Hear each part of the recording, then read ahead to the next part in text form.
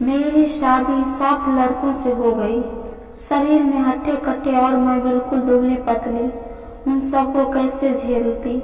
जैसे ही सुहागरात का टाइम आया वो सातों बारी बारी से मेरे साथ सुहागरात मनाने लगे। उसके बाद जो हुआ उससे तो मेरी रूह कांप जाती है। दरअसल मैं एक ऐसे परिवार और समाज में पैदा हुई जहाँ पर घर के सभी भाइयों के सिर्फ एक ही दुल्हन होती थी। मेरी माँ भी मेरे पापा और ताऊजी और चाचा जी सभी की पत्नी थी। मैं 10 साल की थी और मुझसे बड़े मेरे 5 भाई थे।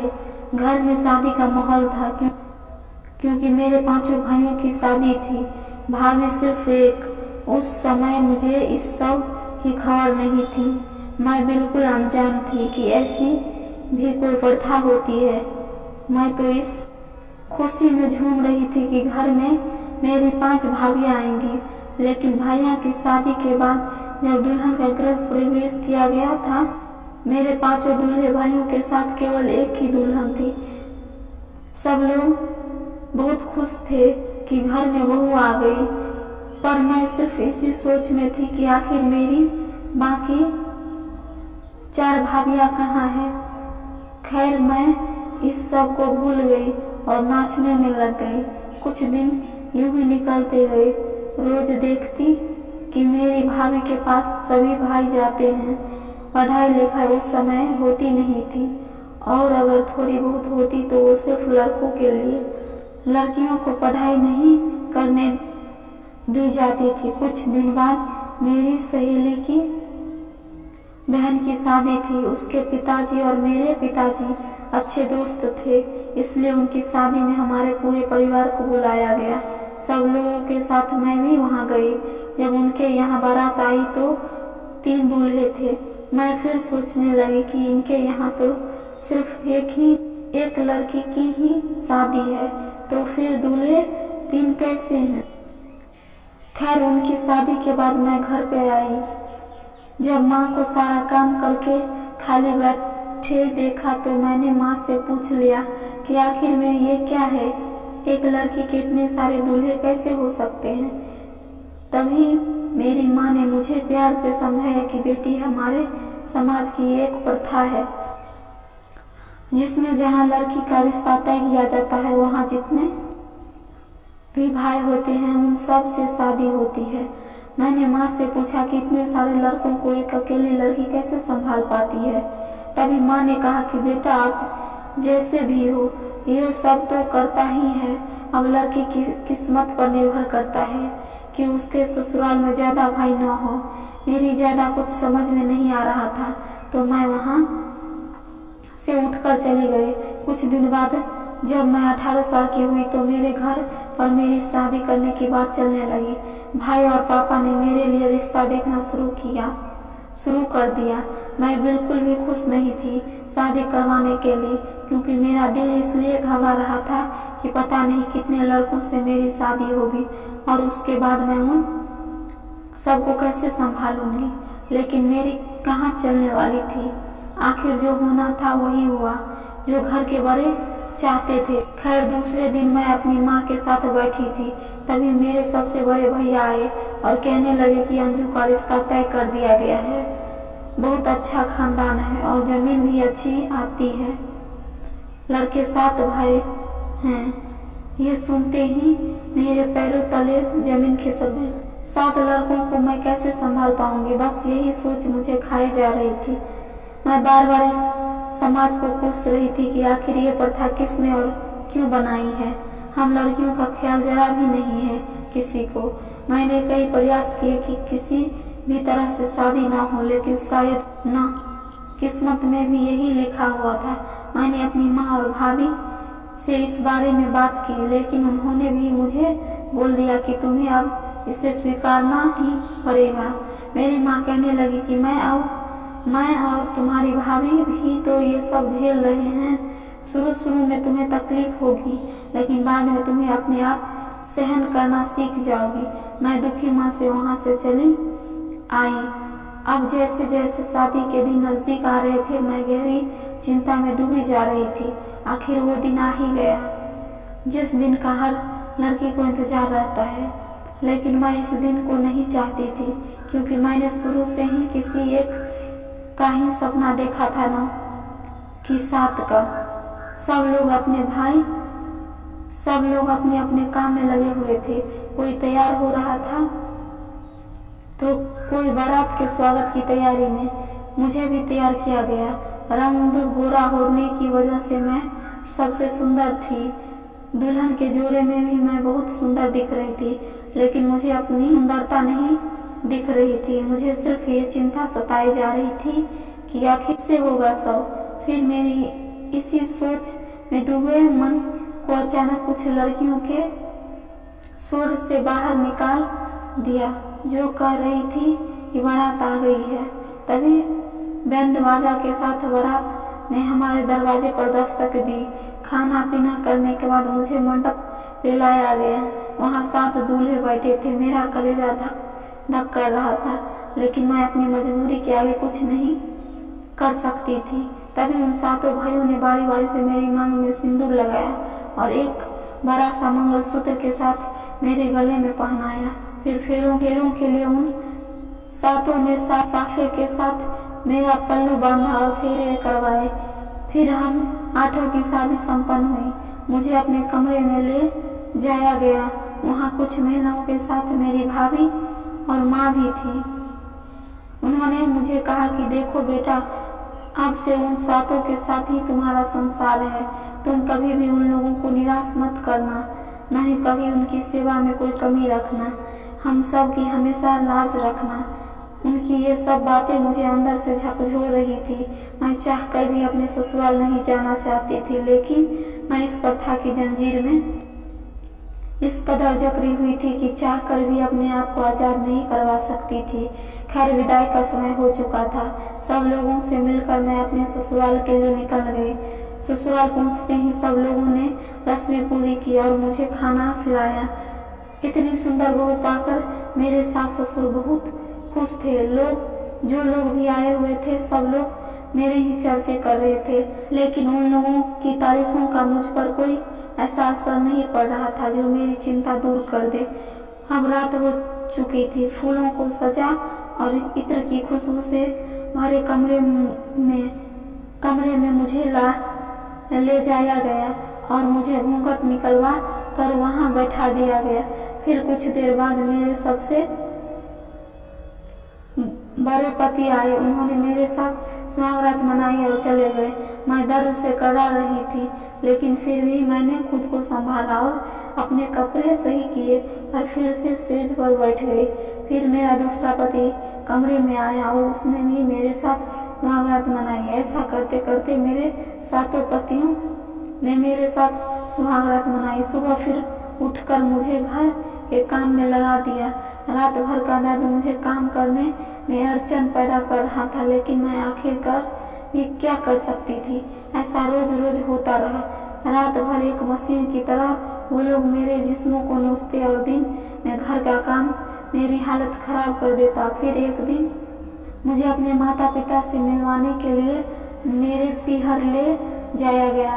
वहाँ जाकर मैं सब लोगों से मिलकर बहुत अच्छा महसूस करने लगी, लेकिन मैंने अपनी भाभी को सब कुछ बताया तो उन्होंने मुझे दिलासा दिया और कहा कि मैं तुम्हारे भाइयों से इस बारे में बात करूंगी। तभी मेरा वापस जाने का समय हो गया और मैं अपने ससुराल चली गई। उधर मेरी भाभी ने मेरे भाइयों से बात करके मेरी सास को बोला कि हमारी अंजू बहुत कमजोर है, वो एक साथ 7 लोगों के साथ संबंध बनाने में अभी सक्षम नहीं है, तो आप थोड़ा दया करो उस पर। फिर मेरी सास ने मेरे 7 पतियों के दिन बांध दिए। एक दिन एक पति एक रात को ही मेरे साथ रह सकता है और इस तरह हर पति को हफ्ते में एक बार मेरे साथ आने की बारी आती।